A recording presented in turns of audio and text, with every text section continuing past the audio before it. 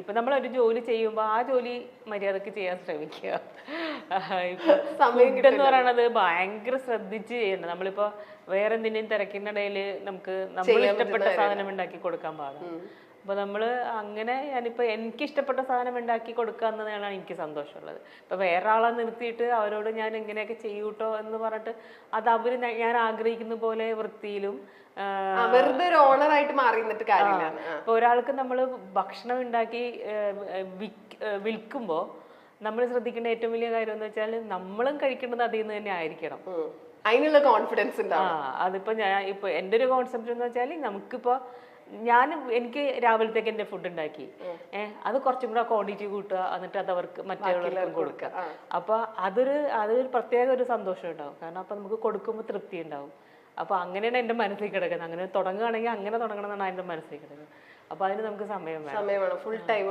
Full time അതിൽ തന്നെ concentrate ചെയ്യണം. അപ്പൊ അതെന്തായാലും ഇപ്പോഴും അങ്ങനെ എന്തൊക്കെ നാടൻ ഭക്ഷണം അങ്ങനെയാണോ പ്ലാൻ ചെയ്യുന്നത്? അത്രേ ഉള്ളൂ, നാടനേ ഉള്ളൂ. അല്ലാണ്ട് എനിക്ക് അവിടുത്തെ സ്പെഷ്യൽ ഡിഷ് എന്തായിരിക്കും? ഫിഷ് ആയിരിക്കും. മീൻകറിയാണോ സ്പെഷ്യൽ?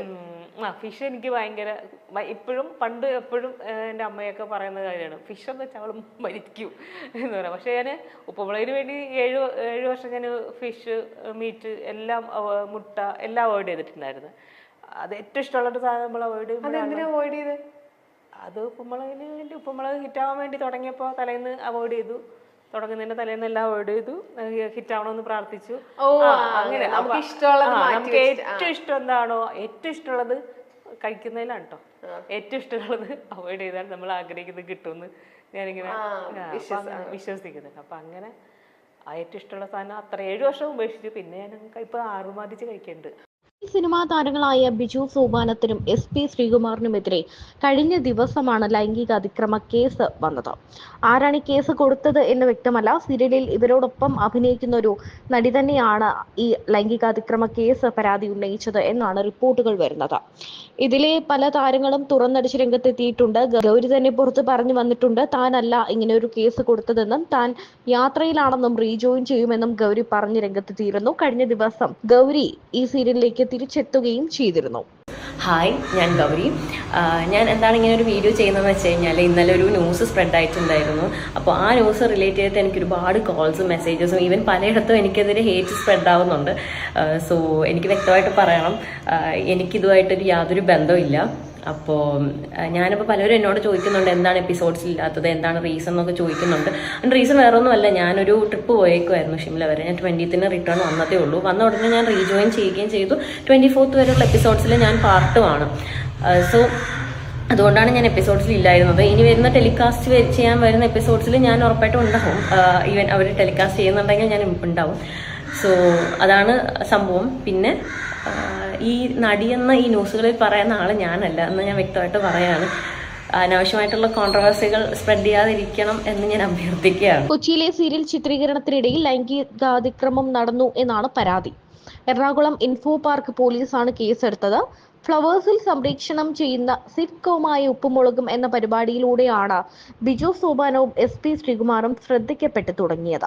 സീരിയൽ മേഖലയിൽ മാത്രമല്ല സിനിമകളിലും സജീവമാണ് ഇരുവരും. സീരിയൽ ചിത്രീകരണത്തിനിടെ ലൈംഗിക അതിക്രമം നടന്നു എന്നാണ് പരാതിയിൽ പറയുന്നത്. ഇതിൽ ഒരാൾ ലൈംഗിക അതിക്രമം നടത്തിയെന്നും രണ്ടാമത്തെയാൾ ഭീഷണിപ്പെടുത്തിയെന്നുമാണ് പോലീസ് പറയുന്നത്. സമീപകാലത്ത് നടന്ന സംഭവമാണെന്നാണ് ലഭ്യമാകുന്ന വിവരം. ഇൻഫോ പാർക്ക് പോലീസ് രജിസ്റ്റർ ചെയ്ത കേസ് നിലവിൽ തൃക്കാക്കര പോലീസിന് കൈമാറിയിട്ടുണ്ട്. ഹേമ കമ്മിറ്റി റിപ്പോർട്ട് പുറത്തുവിട്ടതിന് പിന്നാലെ രൂപീകരിച്ച പ്രത്യേക അന്വേഷണ സമിതി തന്നെ ഈ കേസും അന്വേഷിക്കുമെന്നാണ് വിവരം. ബിജു സോപാനത്തിനെയും SP ശ്രീകുമാറിനെയും പ്രതി ചേർത്താണ് കേസ് രജിസ്റ്റർ ചെയ്തിരിക്കുന്നത്. ഇരുവരെയും ചോദ്യം ചെയ്യാനുള്ള നടപടികളിലേക്കും നടിയുടെ രഹസ്യ മൊഴി രേഖപ്പെടുത്തുന്ന നടപടിയിലേക്കും പ്രത്യേക അന്വേഷണ സംഘം കടക്കും. കാവാലം നാരായണ പണിക്കർ ആരംഭിച്ച സോപാനം എന്ന നാടക സ്ഥാപനത്തിലൂടെയാണ് ബിജു അരങ്ങിലേക്ക് എത്തുന്നത്. പിന്നീട് മിനി സ്ക്രീനിലൂടെയും സിനിമകളിലൂടെയും ശ്രദ്ധിക്കപ്പെട്ടിട്ടും സോപാനത്തെ ബിജു കൈവിട്ടില്ല. സ്വാഭാവികമായ അഭിനയ ശൈലിയാണ് ബിജുവിനെ വ്യത്യസ്തനാക്കുന്നത്. സുരാജ് വെഞ്ഞാറമൂടിന് ശേഷം സ്വാഭാവികമായ തിരുവനന്തപുരം ഭാഷയെ മിനി സ്ക്രീനിലൂടെ പ്രശസ്തമാക്കിയതിനും ബിജുവിന് പങ്കുണ്ട്. തിരുവനന്തപുരം സ്വദേശിയാണ് ബിജു. സ്നേഹക്കുറവുണ്ടല്ല, ഇപ്പൊ ഇതിൽ തന്നെ കാണിക്കുന്നില്ലേ, മക്കൾക്ക് മാർക്ക് കുറവാണെങ്കിൽ അച്ഛൻ എന്ത് വടിയെടുത്ത് അടിക്കില്ലേ. പക്ഷെ ഈ അച്ഛൻ നെഞ്ചിലിട്ടിരിക്കും. അടുത്ത പ്രാവശ്യം എങ്ങാനും മാർക്ക് പുറകെ നിന്ന് ഞാൻ നെഞ്ചിട്ടടിച്ച് ചാവുക. അപ്പം അങ്ങനെ ഒരു അച്ഛൻ വീട്ടിനകത്ത് പ്രശ്നമാണെങ്കിലും നാട്ടുകാർക്ക് ഒരു കൗതുകമാണ്. അതെ, അല്ലേ? ഒരു പ്രത്യേക മനുഷ്യനാണ്. പ്രത്യേക മനുഷ്യൻ. അപ്പൊ ഈ നാടകത്തിൽ നിന്ന് വരിക എന്നുള്ളൊരു നമ്മുടെ മനസ്സിലൊരു നാടകമുണ്ട്. പക്ഷെ കാവാലം സാറിന്റെ നാടകങ്ങൾ എന്ന് പറയുന്നത് എൻറ്റയർലി ഡിഫറെന്റ് ആണ്. നമ്മൾ പെട്ടെന്ന് പണ്ട് നമ്മൾ അമ്പലപ്പറമ്പിൽ കണ്ട വളരെ ലൗഡ് ആയിട്ടുള്ള നാടകങ്ങളിൽ നിന്നൊക്കെ ഡിഫറെന്റ് ആയിട്ടുള്ള ഒരു വളരെ കാവ്യാത്മകമായ രീതിയിൽ ഒരു പ്രത്യേക ശൈലിയാണ്. അപ്പം ചേട്ടൻ സിനിമയിലേക്ക് വരാൻ ആഗ്രഹിച്ച ഒരാളാണ് കാവാലം സാറിന്റെ കളരിയിലേക്ക് എത്തിപ്പെടുന്നത്. സോ ആ ഒരു ഭയങ്കര ഒരു ഡിഫറെന്റ് ആയിട്ടുള്ള ഒരു വേൾഡ് തന്നെയായിരുന്നില്ലേ ആ ഒരു? അത് സിനിമയിൽ അഭിനയിക്കണം എന്നുള്ള ആഗ്രഹത്തോടു കൂടി ആരെ സമീപിക്കണം എന്നൊക്കെ ആലോചിച്ചിട്ടാണ് എൻ്റെ വീടിനടുത്തുള്ള നമ്മളെ അരുണൻ ചേട്ടൻ കാവല സാറിൻ്റെ അവിടെ വീണ വായിക്കുന്നത്. അവിടെ സംസ്കൃത നാടകങ്ങളെന്നറിയാമല്ലോ. ഭാസൻ്റെയും കാളിദാസൻ്റെയും ബോധായനൻ ഭവഭൂതി അങ്ങനത്തെ ഇത് ആൾക്കാരുടെ സംസ്കൃത നാടകങ്ങളാണ് കൂടുതൽ. പിന്നെ സാറിൻ്റെ നാടകം ഒന്നും എനിക്ക് ആദ്യം അറിയില്ലായിരുന്നു. എനിക്ക് അഭിനയിക്കണമെന്ന് താല്പര്യം ഉണ്ടായിരുന്നു. നെടുമുടി വേണുചേട്ടനെ പരിചയപ്പെടുക, ഇത്രയേ ഉള്ളൂ എൻ്റെ ആദ്യത്തെ. അപ്പോൾ ഞാനത് അരുണചേട്ടൻ്റെ പറഞ്ഞു. അരുണചേട്ടൻ പോയിട്ട് വേണുചേട്ടനെ പറഞ്ഞു. കാരണം വേണുചേട്ടൻ്റെ അവിടെ വീട്ടിലും വീണ വായിക്കാൻ പഠിപ്പിക്കാൻ അരുണചേട്ടൻ പോകുന്നുണ്ട്.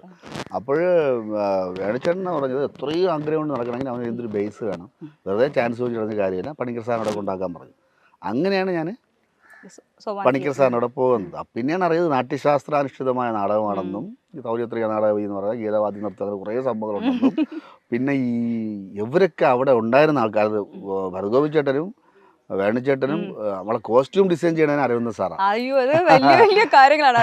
മലയാള സിനിമയുടെ കൈതപ്രത് സാറ് അവിടെ ഇങ്ങനെയല്ല. ഫാസിൽ സാറാണ് ആദ്യം തിരുവാഴിത്ത നാടകത്തിൽ ഫാസിൽ സാറും നെടുമുടി വേണുചേട്ടനായിരുന്നു. ഇതൊക്കെ അറിയണം അവിടെ ചെന്നതിന് ശേഷമാണ്. അപ്പം ഇത്രയും വലിയ സ്ഥലത്താണോ ചെന്ന് പെട്ടത് എന്ന് പറഞ്ഞിട്ട് ഇങ്ങനെ ഇപ്പം എല്ലാവർക്കും അവിടെ ബാക്ക്ഗ്രൗണ്ട് ഉണ്ട്. ശിവനാണെങ്കിൽ കൃഷ്ണൻകുട്ടി അനമോ ശിവൻ, പിന്നെ ചിലരുടെ അച്ഛൻ കഥകളിക്കാരനായിരിക്കാം, പെൺകുട്ടികളെല്ലാം മോഹിനിയാട്ടം ബേസുള്ളവരാണ്. അപ്പം ഞാൻ മാത്രം ഒരു ബാക്ക്ഗ്രൗണ്ടൊന്നും ഇല്ലാത്ത എന്നാൽ നാടകത്തിന് പോകണമെന്ന് പറയുമ്പോൾ അപ്പം തന്നെ വടിയെടുക്കുന്ന വീട്ടുകാരുടെ ഇടയിൽ നിന്നാണ് ഞാൻ പോകുന്നത്.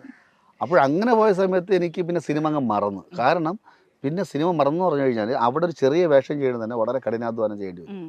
അപ്പോൾ അതിലൂടെ ശ്രദ്ധിച്ച് പിന്നെ അവിടുത്തെ പ്രധാന വേഷങ്ങൾ ചെയ്തു തുടങ്ങിയപ്പോൾ സിനിമ എപ്പാടെ മറന്നു തന്നെ പറയാം. പിന്നെ സിനിമ വേറെ ലോകത്തേക്ക് പോയതാണ്. പിന്നെ ഇത് യാദൃശ്ചികമായിട്ട് വന്നതാണ്.